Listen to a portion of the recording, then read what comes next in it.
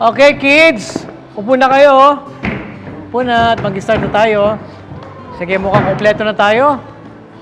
Umpisa na natin ang pag-aaral, ha? Teka nga, bakit nga pala parang hindi kayo busy ngayon? Wala ba kayong homework at project? Sa amin po, Kuya Eric, nung bakasyon po kasi may pinagawa sa amin, kaya napasa na po namin nung pasukan.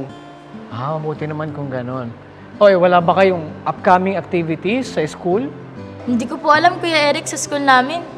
Nasa bakasyon pa po ata yung utak ko eh. Alam niyo, mas maganda nga pag may ginagawa kapag bakasyon eh. Oh, pwede ka mag-volunteer.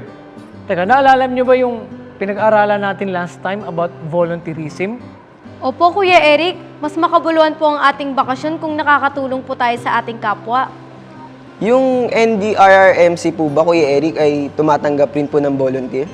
Ay, buti na ipaalala mo. Yan nga pala yung naipangako kong pag-aaralan natin ngayon, di ba? Nalimutan niyo na po agad, Kuya Eric. Oo, nakalimutan ko. Buti pinaalala nyo. Wala rin akong idea tungkol sa upcoming activities ng NDRRMC eh. Pero sigurado pong ito ay tungkol sa pagtuturo ng mga paghahanda sa kalamidad at marami pang iba.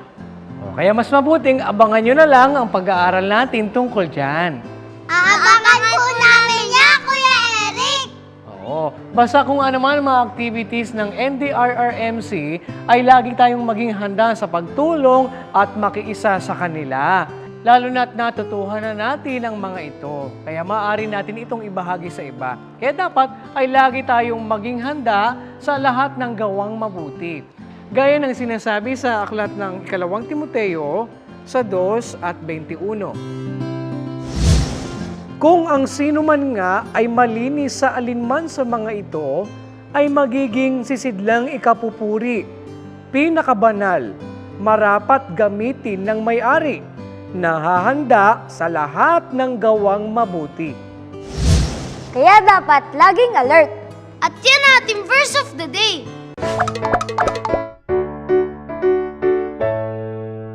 Okay kids, maya-maya lang ay aalamin na natin ang activities ng National Disaster Risk Reduction and Management Council o NDRRMC, lalo na sa taong 2015. At yan is sa pagbabalik ng KN